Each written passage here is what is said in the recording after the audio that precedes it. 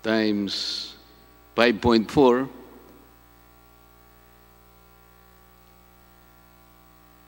1,971. Kung siyam na channels po yun, Mr. Katigbak, ang bilang po ng violation nyo is 17,739. Hindi ko pa po binabanggit yun yung mahigit o 9 milyon na black box na ibinenta nyo na wala namang approval o pahintulot ang National Telecommunications Commission. Yung pinigil nila kayo na huwag niyong i-ere ang Mayweather-Pacquiao fight, sa kabila ng pagbabawal sa inyo, tinuloy niyo pa rin.